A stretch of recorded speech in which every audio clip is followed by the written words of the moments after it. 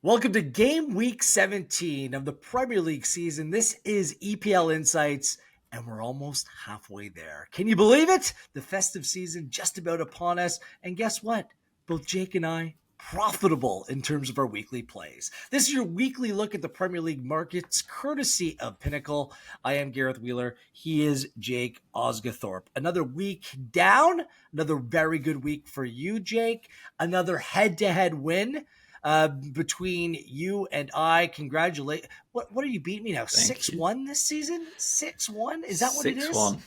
Yeah, it has to be a typo. There has to be some sort of clerical error here. Yeah, it's turning into an absolute demolition job, isn't it? 6-1 on the head-to-head. It could well be 6-1 at Anfield this weekend, which I think we'll discuss as well. You're being generous. United didn't score a goal? I don't think that's going to happen.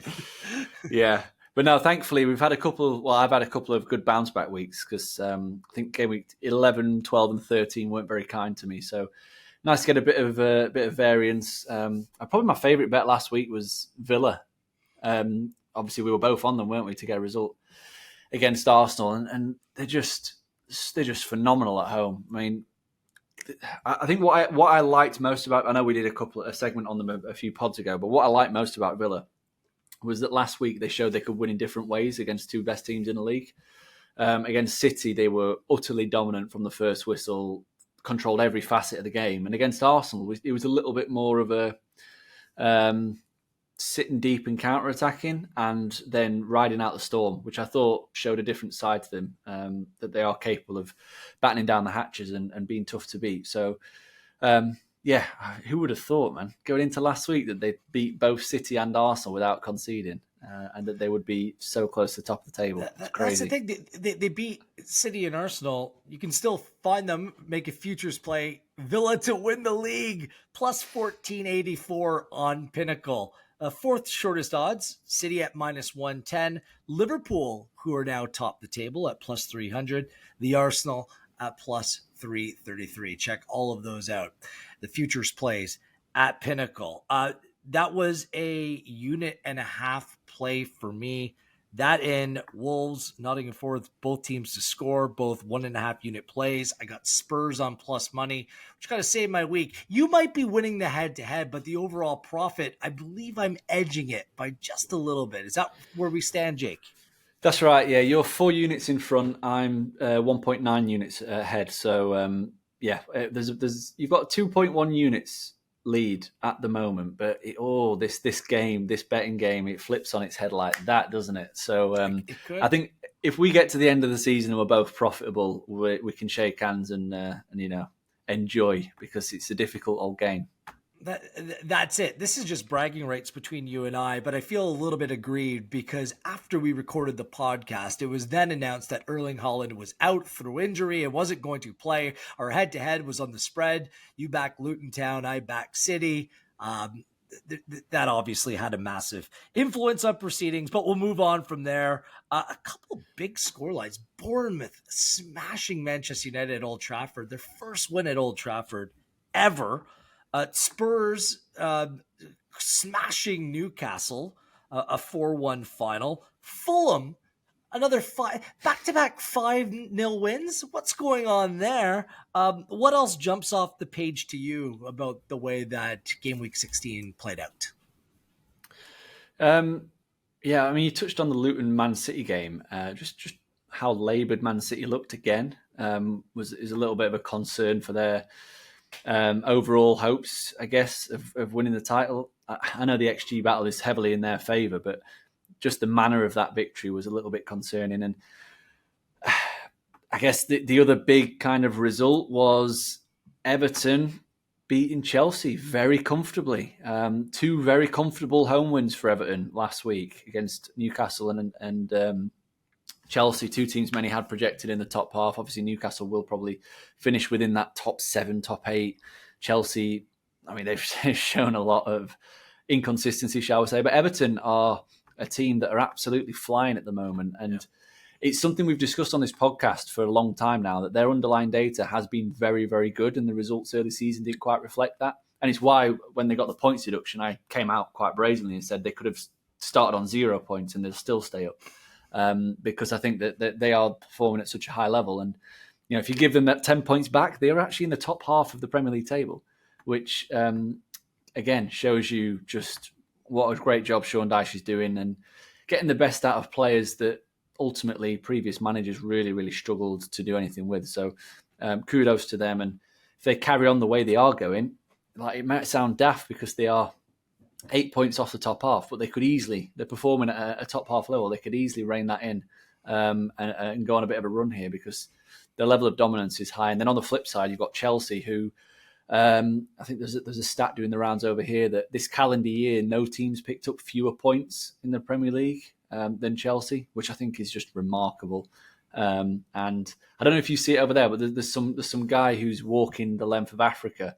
Yep. And since he started walking the length of Africa, which is 235 days ago, Chelsea have won just 6 Premier League matches. Wild. And Mopo wants more spending in the January window as well. It's ridiculous. In fairness, I think that result says more about Everton than it does about Chelsea. Jake proudly subscribes to the Dychean theory, and who knows, if they keep this up, he may be linked to the Manchester United job, because that's generally how things work in the press. Other than that, let's move things forward. As we do each and every week, we'll present our feature 5. We'll go rapid fire and present our best plays. And who knows, perhaps, maybe, just maybe, another head-to-head will rear its ugly head. Do you want to risk it? Come on, I like to live. You're in a catch-22 now, aren't you? Yeah, you're in a catch-22. Because if you put a head-to-head forward and I win it, it's just getting worse for you. But if you don't put any more, you've got no chance of winning. So it's like yeah. What's the old line from an old Simpsons episode? Dig up, stupid. I'm just going to continue to Gary myself. Absolutely. And let's start off with a Friday fixture. A quick turnaround as 16th place Nottingham Forest takes on 5th place Spurs. Inconsistencies from both teams, absolutely. But Steve Cooper, guess what? Lives another day. Let's call him Bond.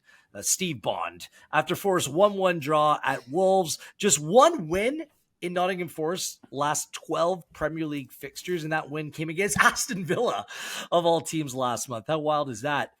Cooper made 7 changes for the fixture, which is the most to a starting 11 in the Premier League this season, and it almost worked. It was a much better performance against a good team. No wins in 5 overall for Forest, no clean sheets in 5, 2-3-2 at home. Still a decent home side. 10 goals scored, 9 goals conceded. Their expected goals against at home, according to Understat, 7.79 in 7 games, which is the 3rd best in terms of conceding goals at home. But the back-to-back home losses, those sting. Those came against Brighton and Everton. Aurier out, Murillo came off against Wolves, so keep an eye there. Spurs emphatically snapped a streak of 5 without a win. A streak that included 4 losses, by the way, and a draw. In a 4-1 thrashing of Newcastle, their 4.4 XG, according to Understat, the best of the Premier League weekend. They've had a Premier League best 13 times where they've opened the scoring this season. Something to keep in mind when making potential plays on Pinnacle. And it's happened in their last 10 straight games where they've scored the first goal. That's wild. Udogie scored the match winner. Scored in the game. I shouldn't say match winner, but he was awarded with a new contract this week. Richarlison, good to see him go and score a brace. And of course, Son scored a goal because that's what he does. He's up to 10 on the season, 3rd best in the Prem. No clean sheets in 7, over 2.5 in their last 7. Both teams to score, obviously, following suit in their last 7. Just 1 loss away from home for Spurs this season. They've been a good away side. 4-3-1. Their last away match, they went to City. Came away with that 3-3 result, and 18 away goals, his joint best in the Premier League alongside Man City. We joked last week about it that Romero might not be available this week, and he's actually lucky he is. Probably should have been sent off. Somehow he wasn't. So he will be playing, at least we expect he will this weekend. Head-to-head, 2 wins for Spurs in the league last season. 2-0 away and 3-1 at home. But Forest beat Spurs last season 2-0 in the Carabao Cup at home, and they played to the under 2.5 in 5 of 7. Spurs, a little bit of a favorite heading into this game. What do you make of this fixture? Which side is more predictable for your liking? Probably Spurs are the most predictable in terms of we know exactly how Postecoglou is going to set up. He's going to play front foot attacking football, and he's got players back fit now. I know that they're still missing Van der Ven and they're still missing Madison, but you've got your Romero back just about. He tried his best to avoid this game. You've got Richarlison back in. I think Lo Celso has been playing well. Brian Gill when he's been called upon. So yeah, I definitely would be looking at Spurs being the most predictable. Forest's performances have been completely up and down, and they're on that really, really long run. I think is it 1 win in 12 in the league. Steve Cooper seems to be under pressure, gets a draw, and then eases the pressure. He's probably a manager that if the bottom three weren't as bad as they are, he probably would have gone by now. But because there's a little bit of a cushion already, because the bottom three aren't great, he's surviving a little bit longer. But yeah, in this game, I found nothing that I wanted to place a bet on. I think Spurs are about fair price. You get minus 141 currently on the money line. I know Forest's home record overall has been fairly good, but this is a different proposition from most teams that they face. The Spurs are just going to turn up and just throw everything at Forest. Forest likes to play counter-attacking football. Spurs will happily let them do that, but they'll also create chances with their overload. So, I could see it being a high-scoring game, but the line's at 3, and that's probably a quarter of a goal too high, just because Forest's attacking output is really, really bad, especially without a Wonyi.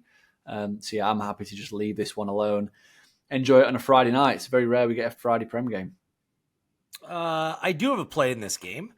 I was considering making a play in Nottingham Forest, to be honest with you, against the spread, but it's not quite there for me.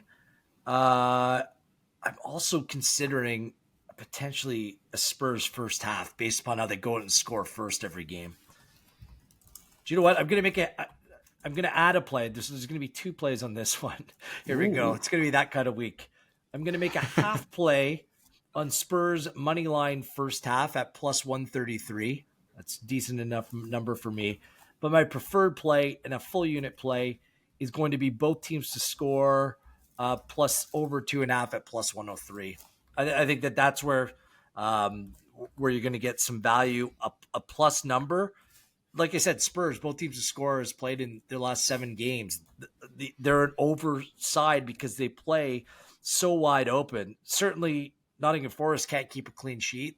They're unable to do that as well. But at home, they play a little bit better. And I think that they will be able to catch Spurs in some moments on the counterattack just based upon the way that Spurs play. So I'm with you. I think that the over is the lean here.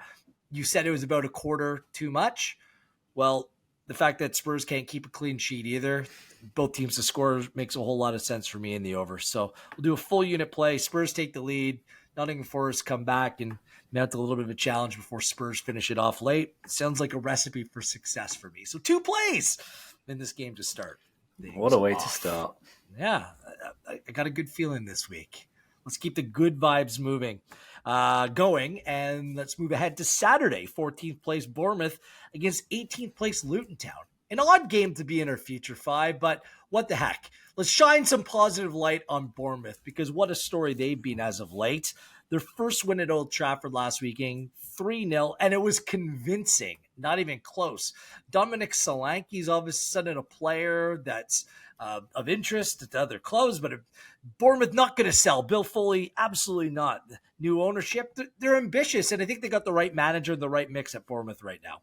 4 wins and a draw in their last 5 games, 5 wins and a draw and a loss in their last 7, and that loss came to Manchester City. That's how well Bournemouth have been playing. They've gone over 2.5 in 8 of their last 10 games, and they've been the first to score in their last 5. 2, 3, and 3 at home, with 8 goals scored and 12 conceded. As for Luton Town, another hard-fought loss, which apparently you get nothing. Unfortunately, you get nothing for. It was 2-1 to City this time. That's consecutive 1-goal home losses to City, Arsenal, and United after they drew 1-1 with Liverpool at Kenilworth Road. Despite the effort, it's 4 losses and 5 overall for Luton Town. They are 1-1-6 away from home. At home, they've been good. Away, not so much. 7 goals scored, 18 conceded. 25.5 expected goals against away is over 7 expected goals against more than anyone else, according to Understat. Marvelous Nakamba, marvelous name. It's not marvelous he's suspended this weekend, but Kabori can come back in. Last time they played head-to-head was in the 2021-2022 season in the league championship. Bournemouth won 2-1 at home. Luton Town won and they won 3-2 at Luton Town as well, was the final. So what do you make of this game? Does Bournemouth, is it going to be straightforward for them against teams like this playing at home from now on? Is this the new Bournemouth that we can expect week in, week out? Yes and no. I obviously think Bournemouth are going to win the game. They've got more quality than Luton and they're performing at a really high level, which I'll get to in a second. But I do think this is it's a different game for Bournemouth. You look at the teams that they've played recently, and obviously during this really, really good run, and you've obviously got Burnley, who are quite an offensive front foot team, even if they are bottom of the league or near the bottom of the league. You've got City, who dominate possession. You've got Newcastle, who are quite a front foot team as well. I guess Sheffield United slightly different.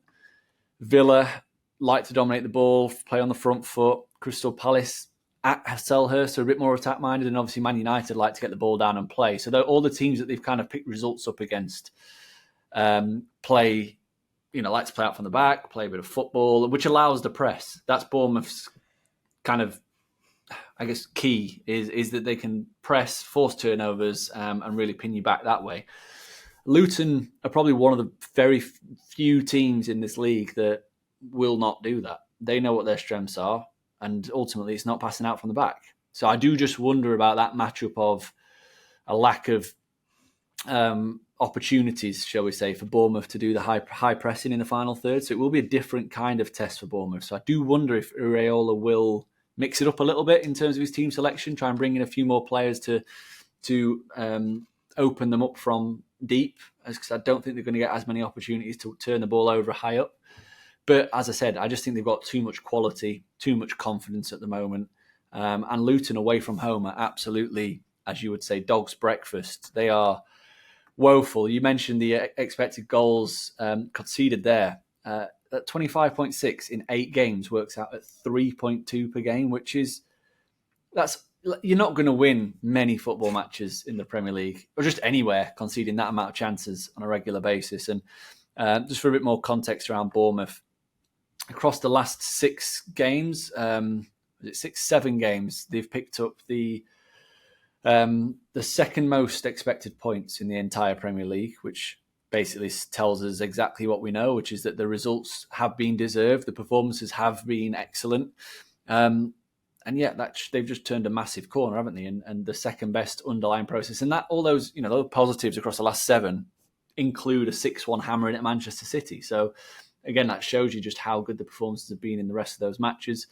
Like I said, the only doubts I have are the kind of tactical battle between Luton being a bit route one, negating that press. But ultimately, I don't think Luton are going to score, and Bournemouth have the capability to score at least once. So I'm going to take Bournemouth on the handicap. It's -1. So if Bournemouth do win by a single goal, we get our money back, which I'm happy with. I can see them winning much more comfortably than that, given the quality they've got. The price is -119 at the minute, so I'm going to do a unit and a half on Bournemouth -1 to keep their good run going. Well done. No play for me here, and for a lot of the reasons, I think you explained it really well. Just a contrast in styles. Although Bournemouth have been playing at that level, I'm not sure if they're at that level. I think they're a good team. Do I think they're a great team? No. Is there some room for regression to the mean? Yes. Does it usually happen in games like this when they're overpriced, a full goal, favored over a team that's like 3 or 4 positions below them in the table, coming to the vitality, it's not a fortress there really. There's just not a number I can back here. That's what I'm trying to say. So no bet for me. I'm just going to stay away entirely. But I think you explained it well, and it wouldn't surprise me. This game kind of has a draw written all over it for me. So not a complete loss for Bournemouth, but maybe a little bit of a step back, a recalibration, if you will, to where they are at this point. Could be up. I think that's a concern heading into this game. Yeah, I think it's a game that we're going to learn quite a lot about Bournemouth. I think if they can deal with this kind of setup, because I think we know now that if they're playing against anyone who also likes to get the ball out and play, they're dangerous. You know, you look at the upcoming schedule. They've got Nottingham Forest after this, another team that are quite happy to play standoff football. And that could be, you know, if they fail to do something against Luton and fall below the standards, then absolutely look at backing against them against Nottingham Forest in a similar vein. Then after that, it's Fulham, Tottenham, Liverpool, who are very open. So it might be opportunities to get them back on side. So, it's an interesting litmus test, I think, for Bournemouth. We'll see about Lloyd Kelly's status this week. Didn't really miss him at Old Trafford. It was fine. And I joked about this last week. When Tavernier plays and he's dealt with a bunch of injuries, they win. Like, it's just, I don't know. I think he's just an efficient player. So we'll see if Bournemouth can keep it up this weekend. Let's move ahead to Sunday. It should be a good game, really watchable game as second place Arsenal plays 8th place Brighton. Arsenal coming off that 1-0 loss at Aston Villa last week, played to a 1-1 game against PSV in the Champions League. They'd already advanced. There was some squad rotation. The streak finished up 3 straight away matches. They're back home at the Emirates, where they're a very good team. No clean sheets in their last 4, but they've only conceded 15 goals on the Premier League season, which is joint fewest in the Prem. They've been the first to score in 7 of the last 8 games. They're 6-2-0 at home over the course of the Premier League season. Vieira is out with a groin injury. Martinelli was ill earlier in the week and wasn't available against PSV, but you expect them to play this weekend. Brighton are coming off a 1-1 home draw with Burnley, continuing the trend of scoring and conceding in every game they've ever played, and it will continue in perpetuity. 29 shots and 11 on target, 72% possession, and almost a three expected goals, but still a 1-1 draw. 61 goals scored and conceded in Brighton games is the most in the Premier League in terms of goal output. They are 3-1-3 in terms of their away record. They play Marseille at home on Thursday to go on and win their Europa League group. And Danny Welbeck is on the verge of return. Head-to-head, Brighton won this fixture. It was 3-0 at the Emirates last season, if you remember that. Arsenal won 4-2 at the Amex. Arsenal haven't had a clean sheet against Brighton in 4 because Brighton score in every game. And they played to over 2.5 in 4 of 5. So other than both teams to score, what else do you like in this fixture, Jake? So I like a bet that has landed in 14 of Arsenal's last 27 home league matches. Okay. So if we were just taking that as an implied probability, 14, 27, 52% would give you a price of around minus 108. The price we're getting for this bet is plus 202, which immediately just jumps off the page as being flat out wrong. And the bet is Arsenal to win and both teams to score, which is massively overpriced, given everything you've just said there about Brighton, given Arsenal's home record is excellent. But as I've just said, 14 out of 27 Arsenal have won and conceded. Like, they don't keep many clean sheets at the Emirates. And yeah, I know this is a potential upset banana skin territory, given Brighton have got a very, very good track record against Arsenal in recent years. But I think this is a different Arsenal team. They're much more cutthroat. They're much more reliable as well. And obviously it's a different Brighton team because they're missing so many key players. They're playing on Thursday in what is, I know they're already through in that Europa League group. We're recording this on Thursday before they play. But it's a big game because ultimately in a season that's going to be as congested as this, if you win your group, you miss the knockout round. So you basically save 2 games from your schedule. If you finish runner-up, you play 2 extra games against what would be potentially a Champions League dropout to get through to the next round of Europa League. So it's quite an important game on Thursday. I fully expect De Zerbi to go strong in that game. And, you know, who knows what kind of 11 Brighton will field at the weekend. As you mentioned, they score pretty much every game. I don't think that'll change They no do. matter Score every they game. play against City, Arsenal. It doesn't change. They score in every game. But yeah, defensively, they do continue to look exceptionally vulnerable. So yeah, I just think it's a good spot for Arsenal. I think if Arsenal, if Brighton didn't have midweek football, I'd be a little bit more tentative because I do think Brighton have got the capabilities to really bloody the nose of any big team. The record against the big teams is fantastic, but the fact they've got an already stretched squad, the fact that they've got midweek football on top of that, Arsenal managed to rotate in midweek because they were already top of their Champions League group. I think it all adds up to an Arsenal win, but I just think we get the boost from minus 210 to plus 202 for an Arsenal win and both teams to score against a team that scores in every single match. I think is way too big, and history suggests that this should be a hell of a lot shorter. So, a unit on that, please. Brighton win to nil at plus 1250. I'm kidding. I can't. No. The exact same play as yours. No. The exact same play as yours, but for a unit and a half for all those reasons. Let's ride this Brighton train. Like both teams to score. Like they're such a creative attacking team. I think they can get after Arsenal even on short rest, but this is a good bounce back spot for Arsenal based on the context of playing Tuesday versus a team playing Thursday, the rotation, the little bit of a rest. They were looking a little bit leggy trying to, come out with a victory at the end against Aston Villa. Difficult place to go. Some calls, didn't go their way, but I think this is a decent spot for Arsenal to get back on track. And that's where the juice is. And that's really where you can make up some significant profit. Just hope that Brighton scores and Arsenal put a couple past Brighton, which is absolutely possible. Well explained. We're aligned, but I'm going to go a unit and a half. Let's keep this train rolling. Also on Sunday, it's 11th place Brentford, who are very banged up right now, taking on the buzz side in the Premier League. It's third place Aston Villa. But Aston Villa away is a much different outfit than Aston Villa at home. Brentford with a less than flattering result, and that's being polite, a 1-0 loss to Sheffield United. A 0.64 expected goals. They really struggled to create, missing Brian and Bomo from the team. Back-to-back losses and 4 losses in 5 in a row, 5 overall, I should say, for Thomas Frank's side. No clean sheet in 6 games for Brentford. Ivan Toney can't get back into the team soon enough. The good news is that their fixture next week against Manchester City is postponed as City's playing in the Club World Cup. So that's good news. They don't play again until December 27th. Collins may return to the side. Ayer is out, however. Brentford a decent home record, 3-3-2. For Aston Villa, statement week. 1-0 over Arsenal, 1-0 over City.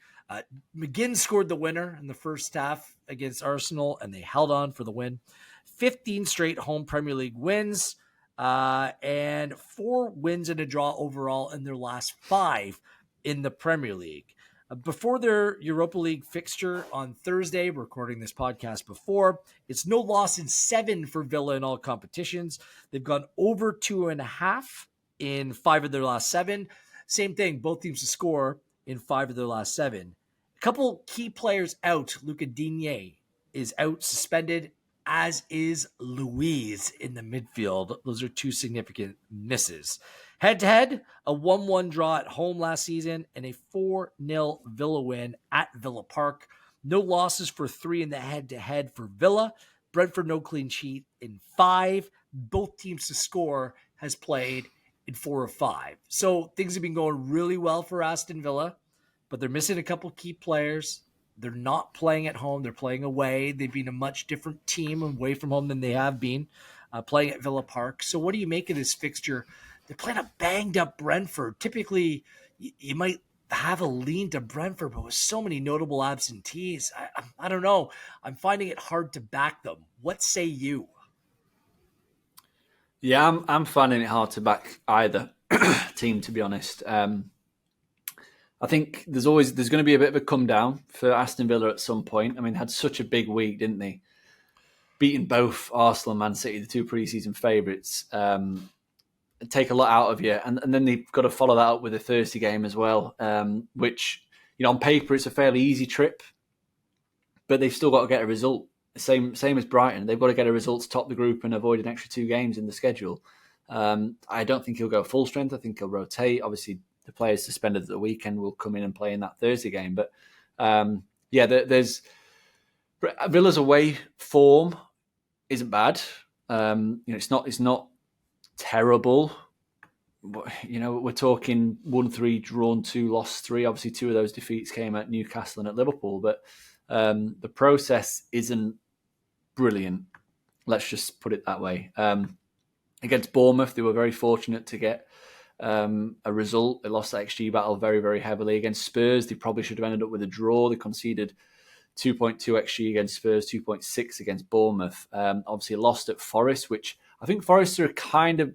I could see Brentford trying to copy what Forest did in that game and making it really difficult for Villa, forcing them to play out wide. Because Villa, the way in which they attack, I know they play with Leon Bailey and Diaby sometimes, but everything comes through the middle. Like those players end up funneling through the middle, and especially with the past few weeks with Conte playing as right back, it has meant that there's not been a lot of width to their attacks whatsoever. They just try and overwhelm you in midfield, and I think that would suit Brentford.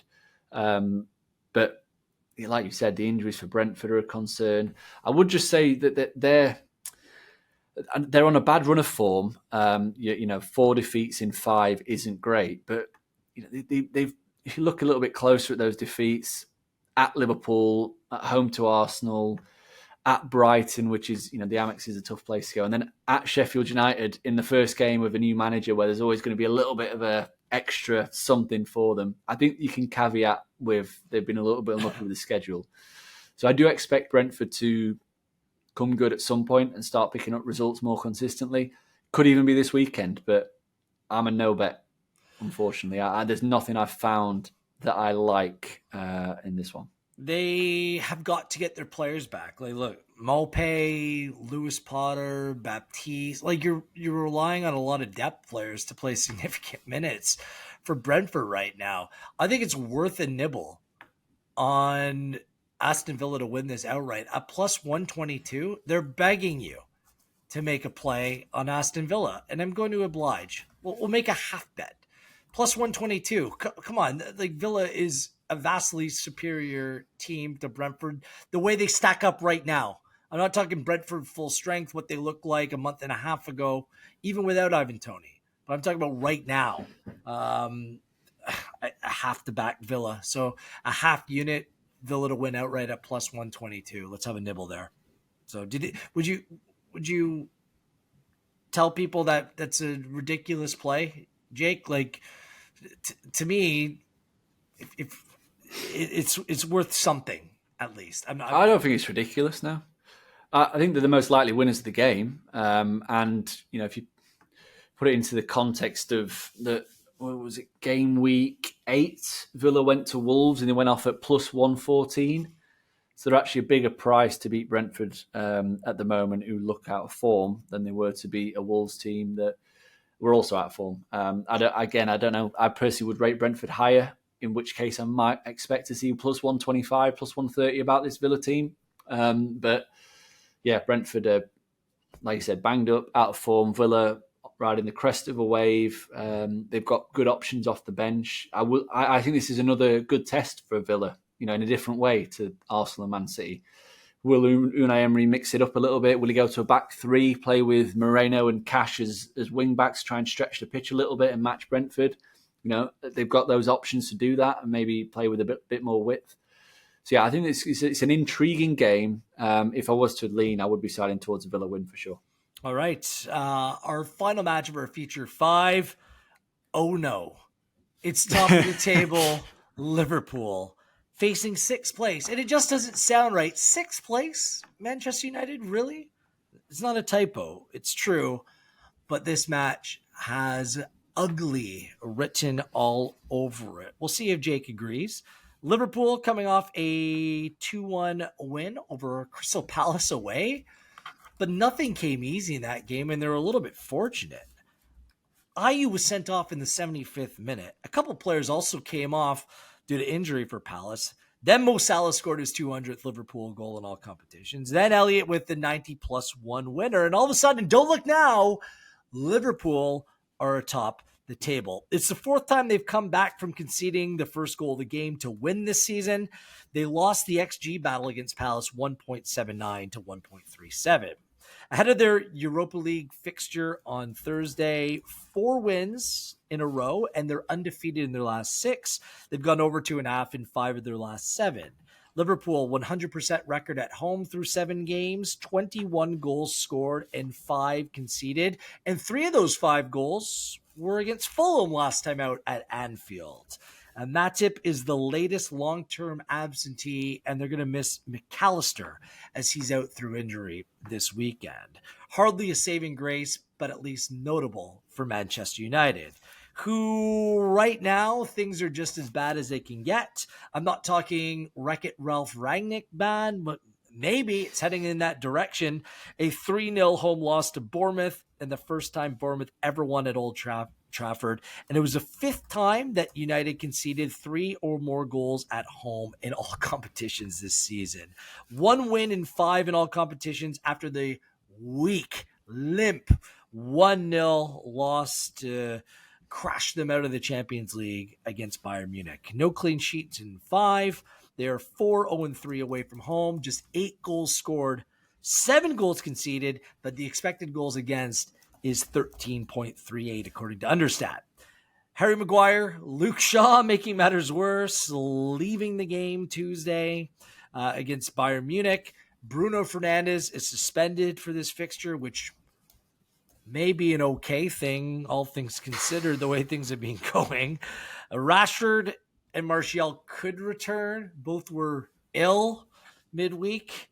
And Lindelof could possibly return as well. But that injury list, it's not an excuse. It's a reason. It's lengthy. It's significant, with leaders and key contributors out throughout the team. Head-to-head, well, there's a number of unenviable stats that are just downright putrid if you're a United supporter. I'll just give you a couple. Lost 7-0 at Anfield last season, 4-0 the season before. The last time United scored at Anfield was 5 years ago in Jose Mourinho's last game, 2018. And although United won 2-1 at Old Trafford last season, Mo Salah scored 12 goals against United. That's more than any other Liverpool player scored in this fixture. It's just wild. These two sides have gone over 2.5 in the last 7 games that they played. So how bad will it be for United making the trip to Anfield on Sunday, Jake?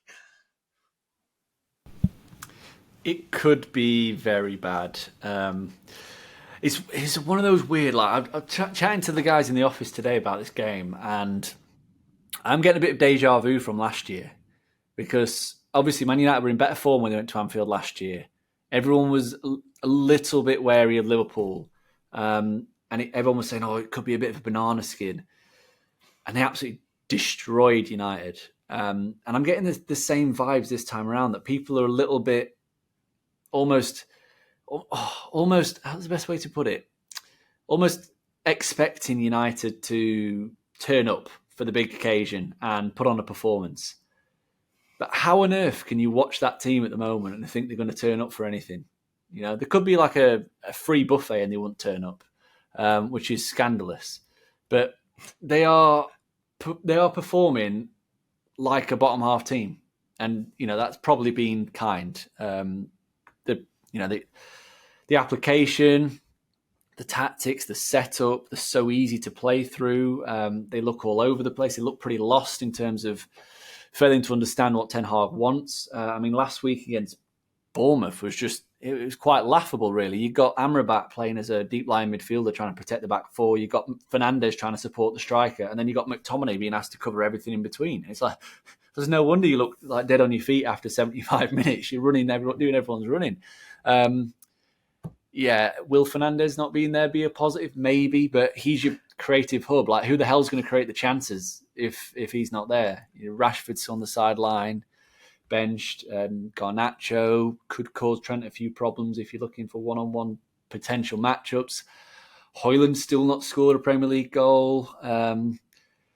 As you said, like Maguire off injured. Who the hell's is it going to be Luke Shaw centre half, or is he injured? Is it going to be Johnny Evans and Varane? Probably Evans and Varane. Yeah, unless Lindelof can come back. Yeah. And then it comes back to style of play. Like last year, United were, when they got the results, they were playing measured, counter-attacking, counter-punch football. This season, they haven't done any of that. They're trying to play front foot, aggressive football, take the game to their opponents. They just have the players to do that. So it'd be really interesting to see if United turn up at Anfield with that potential lineup we've just said, which is probably going to be, McTominay, Amrabat in midfield. No idea who's going to play in the 10 or if he plays an extra, if Mainu comes back in and plays as a 3. But it'd be interesting to see how they set up and play. Like, will they play deep and try and hit on the counter attack, or will they try and make it an open basketball game like they have done every other time they played this season? In which case they could get absolutely destroyed, and it could be a case of, taking Liverpool -4 on the handicap or something like that. Because this is, you are going to the best home team in the division. Like, I know Villa have got the best record at the moment. I mean, both have got 100% records. Liverpool played a game less. But the underlying process Liverpool's putting up at home is simply frightening for anybody. Never mind a team that's conceding so many good chances and is so easy to play against. So, I had a couple of plays down. The first one is Liverpool on the handicap. I'm taking them on the line, -1.75, which is at +103. This, it's a bet that's won in all the home games apart from the last one against Fulham, which was a strange game in which it looked as though they were going to be completely in control when they went up early and then had to turn it around. And the other one I'm going to take is Liverpool to win to 0, which I think last time I looked was +188. Plus 186 last time I checked. And I checked because I have the exact same 2 plays as you. Just put them down for both of us, please, and thank you. Nice and easy. Because I was going to respond to you by saying, which is more likely, Liverpool to win by 2 or more goals, or Manchester United not to score in this game? I think that they could both happen. I have no evidence that either one. I think both at those numbers, at plus numbers, are worth the play. I just can't see, even if, and it's been very strange to me. The one, Ten Hag's received a lot of criticism. Is management okay? Like, I get it to a certain degree, but there have been significant injuries and issues with this group that have been completely out of his control. They played the most games in the Premier League, in European football last season. The exact same thing happened to Liverpool last season. Like, the players broke down, they fell apart, they had a very poor season. This was predictable in a lot of ways, as much as I didn't want to see it. So I understand the fact that his signing, Onana's been so poor, Mount hasn't played. It's just those issues have compounded. The fact that, they bring in a 20-year-old project as really their lone striking option and don't have a proper backup or another player to play that position, that is a massive mistake. So there's been issues that go well beyond Erik ten Hag. But the one thing I would say is the reluctance or just the sheer refusal to play a double pivot in midfield is something that's beyond me. To me, that's inexcusable. When you have Bruno Fernandes, who plays in a very free role, he puts in the effort, runs a lot, I get it, but you need to have 2 players to be solid in behind him. They barely have one, and you can't play that way. And then that's when the house of cards completely crumbles. And maybe this weekend he goes Mainu and Amrabat, but against Liverpool at Anfield, I don't think it matters, Jake. I just don't. I don't think it does. This Liverpool side can run away with this one again. To me, it's a matter of how many, not if. So I'll make the exact same 2 plays as you. Nice. It's hard to. I know it's always difficult because you're talking about a club of the stature of Manchester United, and they have got a couple of good players there, but it is very hard to see them getting a result. It really is, just the way in which they're playing. I think if they played my team, Sheffield Wednesday, they'd probably struggle to get a result at the moment. Maybe not actually, because we are really bad. But yeah, that's the kind of level that they're playing at the moment. Like if they were to turn up at Kenilworth Road at Luton, I would expect Luton to at least avoid defeat, because that's the kind of standard that they're playing at the moment. Even their wins are very narrow against poor teams. And yeah, Liverpool have just got so many options. I know, again, they play on Thursday, but they've got the group wrapped up. They will definitely rotate, and you just know that Jurgen Klopp is a manager that will not tolerate any complacency. He'll give United that bit of respect and make sure the players are properly switched on. And it's a massive game for Liverpool at Anfield. They love to just dump on Man United when they get the chance, and they have done in recent years, and I fully expect them to do so again. So, the interesting thing about the 7-0 was that Cody Gakpo played, and he played as almost like a false nine. He kept dropping into those half spaces between the defence and the midfield, and United just couldn't live with him. So it'd be interesting to see if he does something similar, or if Klopp opts to play a little bit more, to counter United's lack of midfield. If he does just play a forward and then plays a more advanced midfielder and really tries to take the game. But whatever happens, man, I mean, player for player, it's not even close, is it, at this moment in time? And I like how Anfield factor, yeah. I like how you use the word interesting. By the way, I'd say painful. This guy. Very happy this weekend. To those listening, I was pointing at Jurgen Klopp on my screen in the back. All right, enough of that. I'll see if I have something else to do on Sunday. Are you sure you don't want to speak any more about this game? No. It's just let's get to January. Sir Jim Ratcliffe, you got to come in and please save us now. Honestly, nothing can happen until they do take over. So it's going to be much of the same. It's part of being a fan. I always say United gave me more joy than I could dream of, in the first 3 decades of my life. The last decade has been very, very painful, but that's sport for you. No one's entitled to go out and win. You need to earn it. You need to make proper decisions. And right now, Liverpool's doing a lot of things right. And just for context, I'm not some United fanboy on this podcast. I have a futures play for Liverpool to go out and win the Premier League this season, and I'm over the Liverpool total for this season, and I'm under for the United total for this season. So, the plays that we make has nothing to do with fandom. It has everything to do with what the numbers say and what our read on the scenarios are. Rapid fire time. Let's get through this. Sheffield United coming off a win. The Wild Man, Chris Wilder, is back, everyone. They beat Brentford. Now they have to go to Stamford Bridge and take on a Chelsea side, which is struggling right now. Do you have a play in this game, Jake? I don't know. I do think that this is a potential to oppose Chelsea on the handicap. I think, Sheffield United are going to play hard. They're going to play tough. You can't trust Chelsea at this moment in time.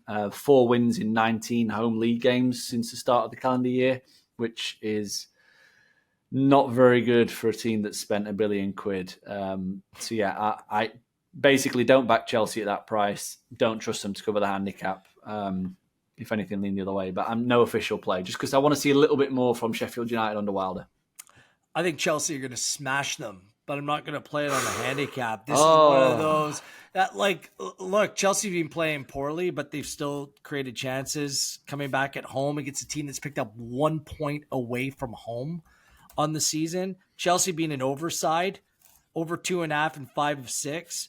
In this fixture, they've been over 2.5 and 5 of 6.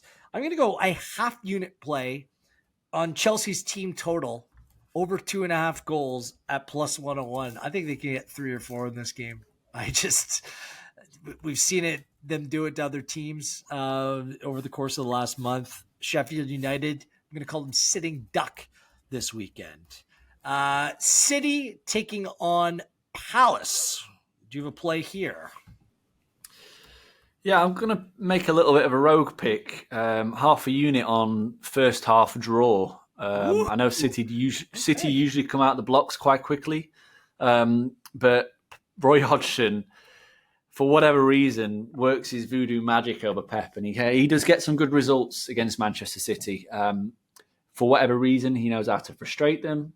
Deep 4-4-2 block, make it hard for them to create chances. Close the passing lanes, press high, look to hit on the counter-attack. think it's an awkward game for City, who obviously will be out without Haaland, already missing quite a few key players like De Bruyne. And yeah, Palace, they looked good against Liverpool. They limited a very good attacking Liverpool team very well until after the red card. Obviously, it's different to go and do it at the Etihad, but they could be onto something. So yeah, just taking a little small chance on a repeat of last week, basically, which was half-time draw. Palace scored twice at the wherever City plays. The Etihad last season. Sorry, brain fog. My problem is I'm enticed by Palace +2 on the handicap. Like, this is a City side in all competitions have conceded. They haven't had a clean sheet in their last 7 games. But the fact that Ayew suspended for this game, Eze's hamstring continues to be an issue. Edouard came off last week with a knee. Sam Johnson was taken off as well. And Lerma was taken off last week, and Mitchell's touch and go as well. Who's going to be playing for Palace? Like, I think I'll have to wait. I'm going to make no bet on this podcast. But if some of these players are available, I think that Palace on +2 is an okay bet to make. I don't mind that. So, like you said, Roy Hodgson finds a way against City. They're a pain in the you-know-what. Didn't play poorly against Liverpool. I feel like it's a team that punches above their weight a little bit. Against good teams, they play better. Against weaker teams, their form dips. So no play as of now, but it's something I might consider heading into that game. Newcastle and Fulham. Newcastle 4-1 loss to Spurs, then lost to AC Milan at home in the Champions League. They're done and dusted in that competition. They lost Premier League games by 3 or more goals in back-to-back for the first time since 2017. They look completely out of gas.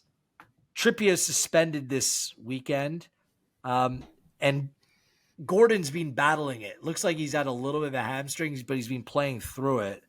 Guess the good news is that Longstaff returned last weekend. Byrne came off the bench midweek. Meanwhile, Fulham, back-to-back 5-0 wins. They've scored 3 or more goals in their last 4 games. Their only concern really is that Willian came off with a hamstring. He's going to be evaluated. He's going to be a late call. Newcastle at home usually is a lock at St. James's Park. But Fulham's on wonderful form. Newcastle, they got to pick themselves up after what happened midweek and what happened last week. And just, I don't know, like, it's very difficult. Like, despite the cardinal rule, don't bet against Newcastle at St. James's Park. Do you bet against Newcastle at St. James's Park this weekend? No, I'm not. But I'm not backing them either. I'm taking goals. I mean, the line's at 2.75. That looks very appetizing to me. Fulham, for whatever reason, have come out the international break and have absolutely fired. 13 goals in 3 games, which is 72% of Manchester United's whole total for the season, by the way. They've done that in 3 games, which I thought we were done speaking about Manchester United, but okay. One more, Dick. Sorry. But yeah, they're firing. They're creating chances, which they weren't doing before. I know 3 of those games have come at home since the international break. They've won all 3 at home: Wolves, Forest, West Ham. Nearly won at Liverpool. But creating chances, still looking a little bit vulnerable. Newcastle, yes, they've got injuries. They look tired. They look spent. But they've got so much quality. They have the St. James's factor, which I think is something real and tangible. And I fully expect them to score maybe twice in this game. But I could easily see Fulham scoring a couple of times against a tired Newcastle team. Who are missing key players. Over 2.75 goals, minus 106. I'm playing unit and a half on that one. I really like it. It's half unit weekend for me. I'll do a half unit play on the same bet. So I'm not feeling great about it because I think Trippier is a really important player for this team, Newcastle team. And if Gordon can't play, what does that look like? Are you playing Wilson and Isak at the same time? Probably, yeah. Yeah. I'll leave it at that. Half unit Joe play Linton, on the over. Joe Linton wide left maybe. You can push forward. Who comes into the midfield? I don't. Longstaff, Miley, Guimaraes. That's your 11, isn't it? Yeah. I don't know who played. I mean, Dan Burn came off the bench, so he probably starts left back. Livramento to right back. Yeah. Charla Sells. Obviously, Dubravka's in the net, which is another problem for them. He's not played very well since coming in. So, yeah, I like goals. I think Fulham are going to be fun for the rest of the season. We lost them, didn't we? We lost them at the start of the season. We did, and I was worried because I'm on a Fulham over the points future play because I believe in Marco Silva and his style of play. And finally, it's coming to the good. I felt like that was one of my bogey teams to start the season. I was losing on Fulham, and now it's come to the good, even though I bet against them last week. This mysterious illness that David Moyes won't disclose really messed up my play last week. I'll leave that be for a moment, as we'll turn our attention to Burnley and Everton. What's incredible about Burnley, they've dropped 16 points from winning positions. They're up 1-0 against Brighton, came away with a point. Their only home win came against Sheffield United. They have the worst home record in the league, facing Everton this weekend, who are 5-1-1 in their last 7 games in the Premier League. But Brathwaite and Idrissa Gueye are both suspended. And Coleman and Young, the elder statesman of the group, if you will, a little bit of question mark heading into this weekend. Burnley, Everton, do you have a play? Everton to win. Plus 117. It's a big price for me against like I said, a Burnley team with a shocking home record. I know they got a point against Brighton last time out, but they conceded a hell of a lot of chances, nearly 3 expected goals.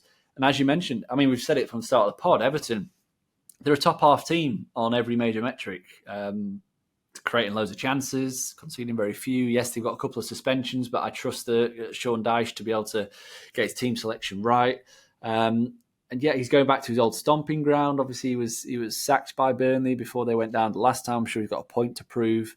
But yeah, Everton will just want to keep rolling. I know they're comfortably out of the drop zone as it is, but it's another great chance to put more distance between themselves and the drop zone, isn't it, against a team below them? So, given that everyone's gone to Turf Moor pretty much and won so far this season, I can't be turning down odds against for Everton. Yeah, I'll go with the total though. Over 2.25 at minus 120. They played last season in the EPL Cup. It was a 3-0 Everton win. They played to over 2.5 in 4 of their last 5 meetings. Both teams' scores played in 4 of their last 5. Everton's aggressive. Dyche going back to Burnley. I don't think that it's a bad play. For some reason, this game, something about it screams draw to me. Maybe it's my gut, my intuition. Not sure if I'm following that, but the fact that the goal total is so low, let's go with that. Over 2.25 at minus 120 for a full unit play. And last, certainly not least, the double W's. West Ham, Wolves. West Ham coming off a 5-0 loss last weekend to Fulham. They do play to win their Conference League group against Freiburg at home on Thursday. Wolves, the 1-1 draw against Nottingham Forest last time out. But both teams to score, still a good play every time Wolves plays. 9 out of 10 this season. Do you have a play for the final fixture of the weekend? Yeah, over 2.5 goals. I'm going with the goal line. Wolves have just been so much fun, just in general, this season. I know they've had a couple of games that have gone under recently, Forest and Burnley, but West Ham, for achieving their goals, they're going to need to start winning some of these home matches. They're 9th in the league at the moment, so yeah, they're not completely out of touch with Europa League qualification, which they achieved a couple of years ago.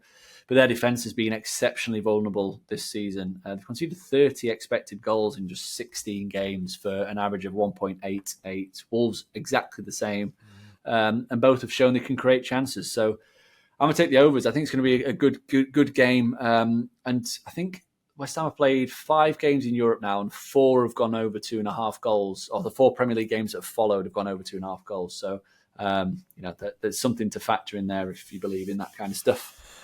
Brilliant. I really like this Wolves side. And this isn't a spite bet because West Ham let me down last weekend. Their illness made me ill. I like Wolves on the handicap. Plus 0.25 at plus 104 for a full unit play. Again, games like this typically have draw written all over them. Get a half win. If it plays out, I'll take that. You said how much fun Wolves have been. That's not something we've been able to say about them in quite some time. And they'd be doing this without Neto in the side, who looks like he'll be back over the course of the holiday season. So they'll become that much more effective. I like Wolves in this spot. West Ham play Thursday. Wolves have just one focus, and that is West Ham. And I think they can go there and get something out of this game. So give me that play to wrap things up on the weekend. So those are 10 fixtures in the books. Any final thoughts? Any favorite plays that you'd like to share? I like the Arsenal win and both teams to score, just because I think the price is just so wrong. I love both Liverpool plays as well. I think they should go very close and give us a great run for our money. Well done. I really like this Friday night football fixture. Friday night's holiday season's meant for a party, double bet play right out of the gate. Hopefully that will set the tone the right way heading into the Premier League weekend. You can follow along with Jake at Jake Oz on the X Machine, myself at Gareth Wheeler, Gareth.Wheeler on Instagram. Good stuff, buddy. See how I was ducking and dodging like a top championship boxer, try to avoid the head-to-head at all costs. You need to duck and dodge a bit more, yeah.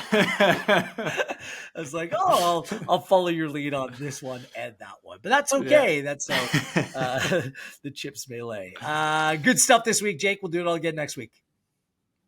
Nice one. Have a good one. Best of luck. Jake and everyone at Pinnacle, I am Gareth Wheeler. Good luck this week. And this has been EPL Insights for Game Week 17.